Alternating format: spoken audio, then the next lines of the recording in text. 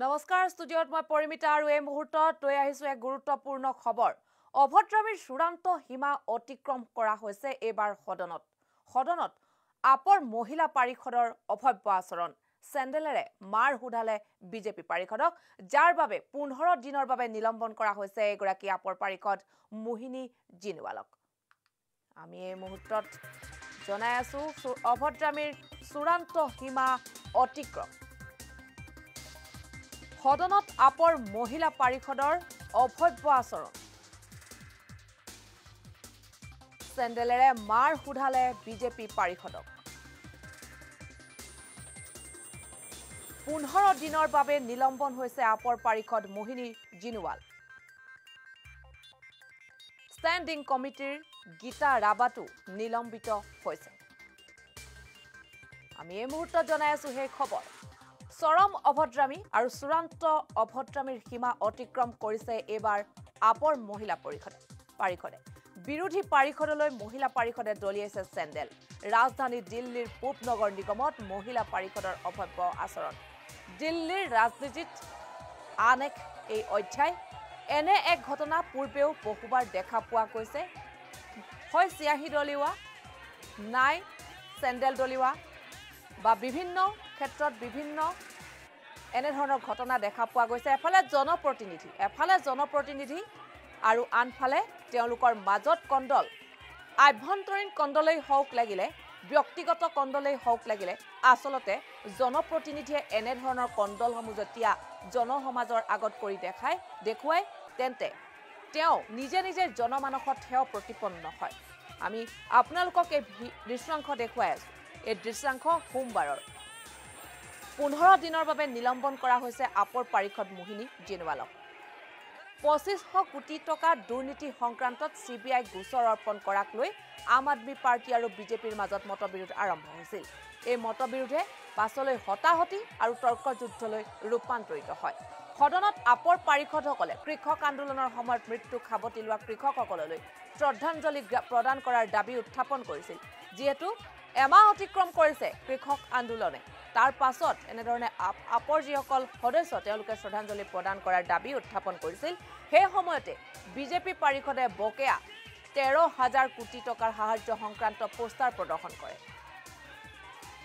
ইয়াৰে প্ৰত্যুত্তৰত আপৰ পাৰিষদসকলে 2500 কোটি টকা দুৰ্নীতি সংক্ৰান্তত বিজেপিৰ বিৰুদ্ধে পোষ্টাৰ প্ৰদৰ্শন কৰে এই তৰ্কযুদ্ধৰ মাজতে হঠাতে বিজেপিৰ পাৰিষদক চেণ্ডেল দেখুৱালে আপৰ পাৰিষদে কেৱল এয়াই নহয় বিৰোধী পাৰিষদক চেণ্ডেলেৰে মাৰো ঘূৰাইছে আপৰ মহিলা পাৰিষদগৰাকীয়ে এই ঘটনাৰ পাছত উত্তপ্ত পৰিস্থিতিৰ সৃষ্টি হয় সদনত কেইবাগৰাকীও পাৰিষদে চেণ্ডেল প্ৰদৰ্শন কৰি উত্তপ্ত পৰিৱেশৰ সৃষ্টি কৰে সদনৰ মৰ্যাদা ভংগ কৰাৰ অভিযোগত ইতিমধ্যে 15 দিনৰ বাবে সদনৰ পৰা নিলম্বিত হৈছে আপৰ পৰিষদ মোহিনী জিনৱাল আৰু ষ্টেণ্ডিং কমিটিৰ গীতা ৰাবাট আমি এই মুহূৰ্তত দেখুৱাই আছো সেই দৃশ্যাংশ সদনৰ যি গৰিমা বা মৰ্যাদা সেই মৰ্যাদা ভংগ কৰিছে এইসকলে জনপ্ৰতিনিধি হৈ নিজে জনমানসত হেও প্ৰতিপন্ন হৈছে যেন এনে অনুভৱ হৈছে কিয়নো জনসাধাৰণৰ দ্বাৰা যি গণতন্ত্ৰৰ যি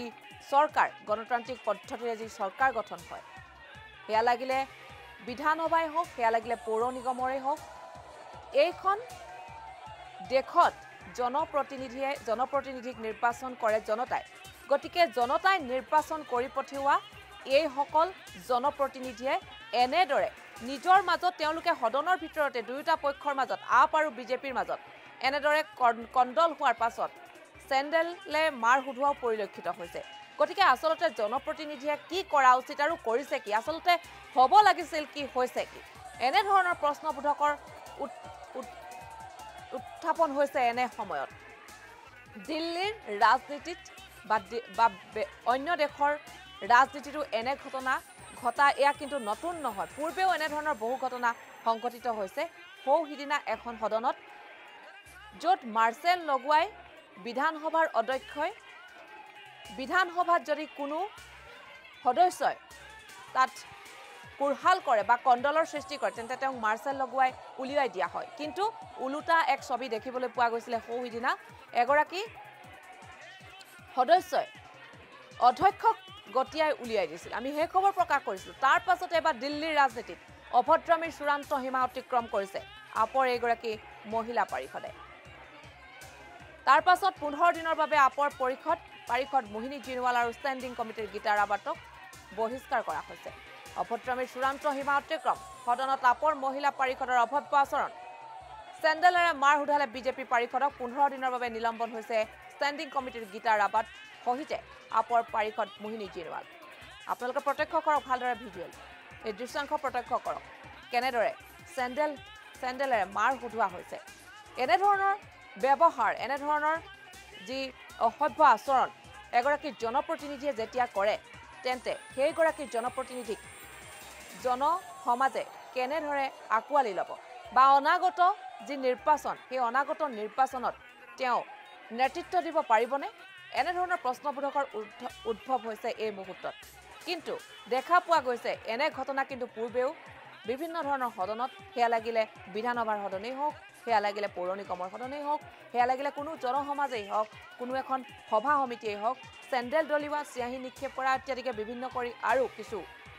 মাৰপিটৰ ঘটনাও বা অপ্ৰীতিকৰ ঘটনাও ঘটা পৰিলক্ষিত হয়। কিন্তু জনপ্ৰতিনিধিয়ে যেতিয়া এনেধৰণৰ কাম কৰে আচলতে সেই জনপ্ৰতিনিধিগৰাকী কিন্তু জনতাৰ যি নেতৃত্ব, জনতাৰ নেতৃত্ব দিব পৰা গুণ নাইকিয়া যেন হৈ যায়। গতিকে এনেধৰণৰ ঘটনাবোৰ সমাজত বা ৰাজনৈতিক ক্ষেত্ৰখনত নহ'বলৈ এজন সবল নেতৃত্ব লোৱা এজন লোকৰ প্ৰয়োজন আছে। গতিকে আপৰ এনে এক অভদ্ৰামীৰ চূড়ান্ত সীমা আপৰ এগৰাকী সদস্য এনেদৰে কৰিছে। আপোনালোকে প্ৰত্যক্ষ কৰক পুনৰ এবাৰ ঘটনাটো আচলতে কি হৈছিল মই এবাৰ কৈ দিছোঁ। চৰম অভদ্ৰামী বুলি ক'ব লাগিব। বিৰোধী পাৰিষদলৈ মহিলা পাৰিষদে দলিয়ালে চেণ্ডেল। ৰাজধানী দিল্লীৰ পূবনগৰ নিগমত মহিলা পাৰিষদৰ অভব্য আচৰণ।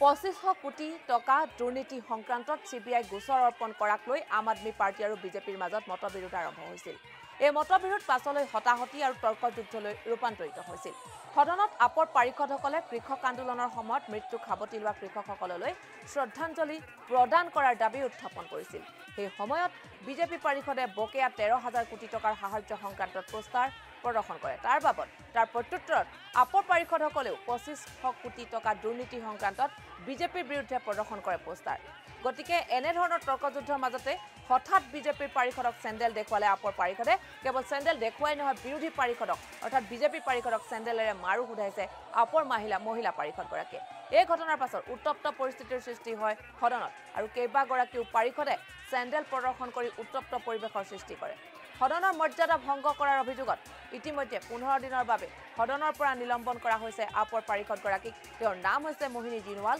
আৰু ষ্টেণ্ডিং কমিটিৰ গীতা ৰাৱাটক। এয়া আপোনালোকে প্ৰত্যক্ষ কৰক ভালদৰে দৃশ্যাংশ।